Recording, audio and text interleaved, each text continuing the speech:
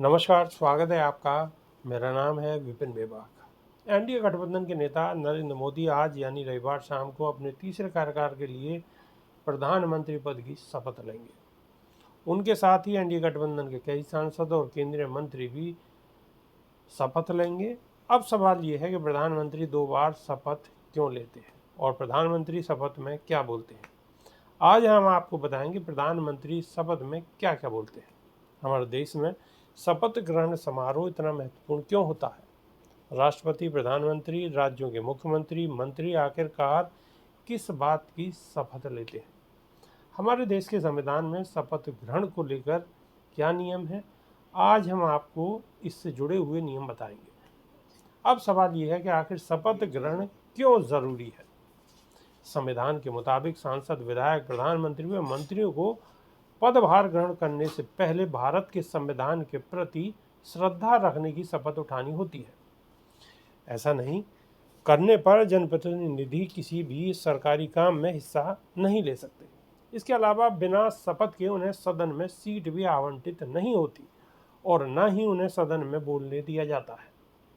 आसान भाषा में कहें तो वो निर्वाचित जरूर हुए पर सांसद नहीं माने जाएंगे। राष्ट्रपति, प्रधानमंत्री, मंत्री, पंच, सरपंच और सरकारी सेवा के लिए पद की गरिमा बनाए रखने, ईमानदारी व निष्पक्षता से काम करने और हर हाल में देश की संप्रभुता और अखंडता को बनाए रखने की शपथ दिलाई जाती है। शपथ की प्रक्रिया हिंदी, अंग्रेजी समेत किसी भी भारतीय भाषा में की जा सकती है। सांसद एवं विधायक पद की गरिमा बनाए रखने की शपथ लेते हैं। इसमें ईमानदारी व निष्पक्षता से काम करने और हर हाल में देश की संप्रभुता और अखंडता को बनाए रखने का प्रण होता है। केंद्र और राज्य में मंत्री पद पर नियुक्त होने वाले सांसद तथा विधायक गोपनीयता की शपथ लेते हैं। मैं नाम ईश्वर की शपथ लेता हूं कि मैं विधि द्वारा स्थापित भारत के संविधान के प्रति सच्ची श्रद्धा और निष्ठा रखूंगा। मैं भारत की प्रभुता और अखंडता को अक्षुण्ण रखूंगा। मैं संघ के प्रधानमंत्री के रूप में अपने कर्तव्यों का श्रद्धापूर्वक एवं शुद्ध अंतःकरण से निर्वहन करूंगा तथा मैं भय या पक्षपात, अनुराग या द्वेष के बिना सभी प्रकार के लोगों के प्रति संविधान और विधि के अनुसार न्याय करूंगा।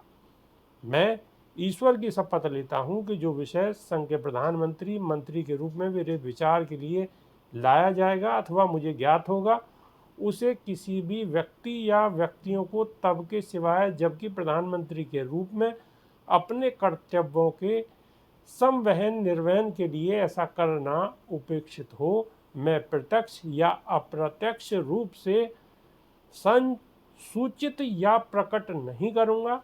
मैं नाम जो लोकसभा का सदस्य निर्वाचित हुआ हूं, ईश्वर की शपथ लेता हूं कि मैं विधि द्वारा स्थापित भारत के संविधान के प्रति सच्ची श्रद्धा और निष्ठा रखूंगा।